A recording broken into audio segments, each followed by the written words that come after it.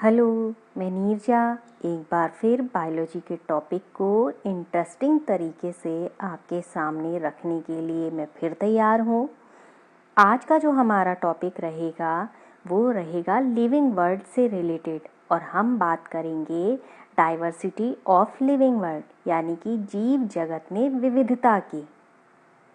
आप जानते ही हैं कि हमारे आसपास बहुत तरीके के पौधे हैं, इंसेक्ट्स हैं, बर्ड्स हैं और जो भी हमें एक पक्षी या एक कीट दिखाई देता है वो एक स्पीशीज़ को रिप्रेजेंट करता है।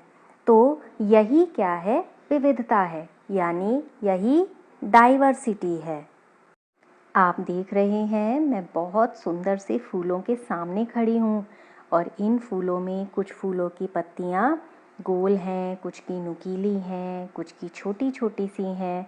तो ये क्या है? फूलों में विविधता है, यानी कि डाइवर्सिटी है। इसी तरीके से अलग अलग तरीके के इंसेक्ट्स, एनिमल्स या फिर बर्ड्स, ये सब एक डाइवर्सिटी को रिप्रेजेंट करते हैं। तो आज हम डाइवर्सिटी ही पढ़ेंगे। तुम्हें पता है हर प्लांट का या एनिमल का एक लोकल नेम होता है। जैसे मेरे गांव में या मेरे शहर में एक गेंदे के पौधे को गेंदे के नाम से ही जाना जाता है, लेकिन मैं किसी दूसरे स्थान पर जाऊं या किसी अन्य राज्य में जाऊं तो हो सकता है उसे गेंदा ना कहा जाता हो।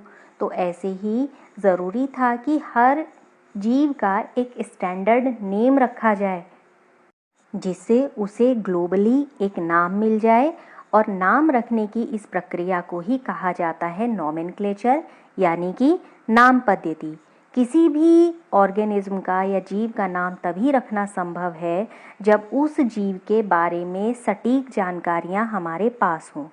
ये नाम किस जीव का है ये पहचानने के लिए ज़रूरी है संबंधित सारी पहचान जुटा ली जाए।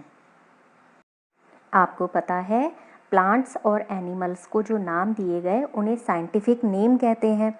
और इनके लिए यानी पहले प्लांट्स की बात करूं तो यूनिवर्सल लॉज बनाने का काम किया ICBN ने, जिसकी फुल फॉर्म है international code of botanical nomenclature. और एनिमल्स के लिए नाम देने का काम किया ICZN ने, यानी कि international code of zoological nomenclature. Plant या एनिमल का साइंटिफिक नेम रखने के लिए जीनस नेम और स्पीशीज़ नेम को मिलाकर एक नाम दिया जाता है। और इस तरीके से दो नामों से यानी कि जीनस नेम और स्पीशीज़ नेम से मिलकर बनने वाला जो नोमेनक्लेचर है उसे कहा जाता है बाइनोमियल नोमेनक्लेचर।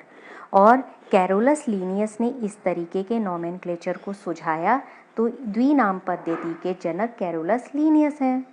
साइंटिफिक नेम को हम आम के यानी कि मैंगो के उदाहरण से समझते हैं। आम का साइंटिफिक नेम है मैंजीफेरा इंडिका और ग्लोबली इसे इसी नाम से जाना जाता है। जब वैज्ञानिक अध्ययन करते हैं तब इसमें मैंजीफेरा जो है वो जीनस का नाम है और इंडिका स्पीशीज़ का नाम है। तो इसी तरीके से जैसे मनुष्य है होमो सेपियंस, तो होमो उसमें जीनस का नाम है और सेपियंस स्पीशीज़ है। साइंटिफिक नेम यानी कि नोमेनक्लेचर के लिए कुछ नियम हैं यानी कि रूल हैं जिन्हें जानना जरूरी है।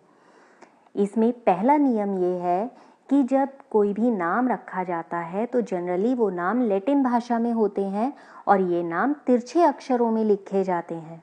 दूसरा, जब हम नाम रखते हैं तो उसमें पहला नाम जीनस का यानी कि वंश का और दूसरा नाम जाति का यानी कि स्पीशीज़ का होता है।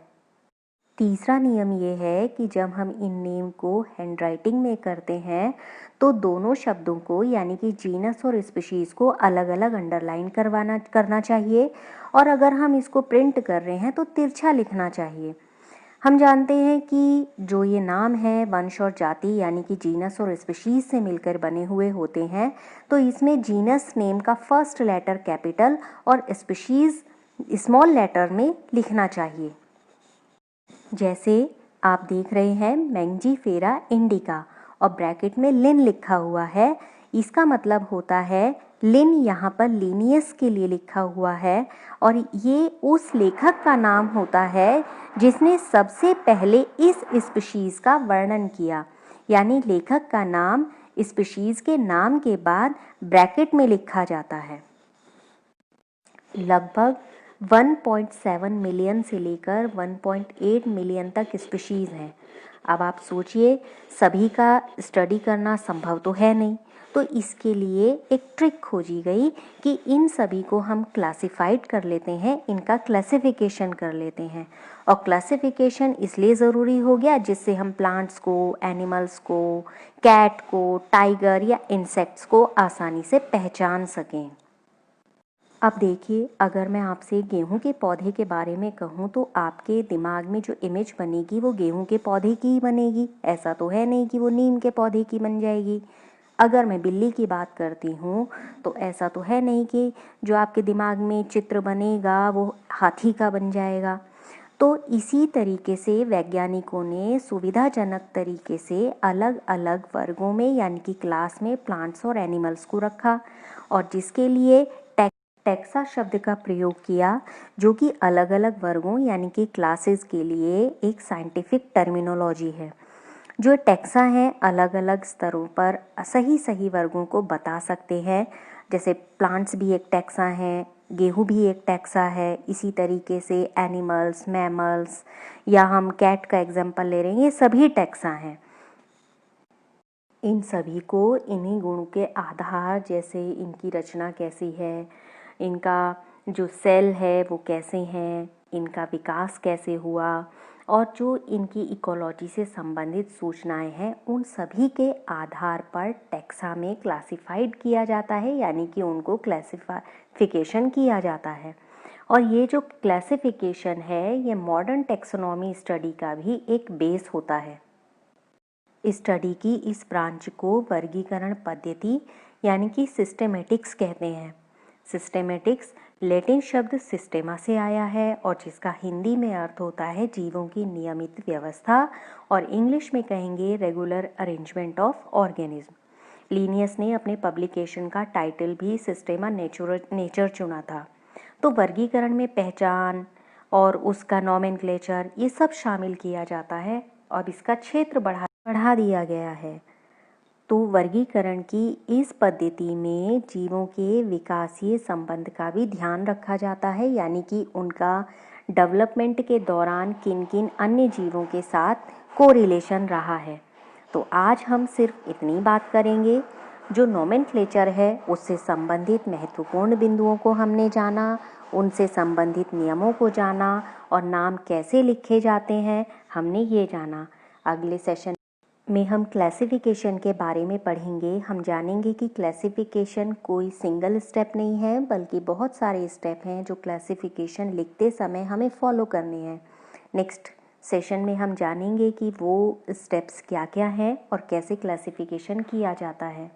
तो आज का टॉपिक बस यहीं समाप्त करते हैं। आप लगातार हमारे चैनल के साथ जुड़े रहें। अगले सेशन में जल्दी मिलेंगे। तब तक के लिए सादर प्रणाम।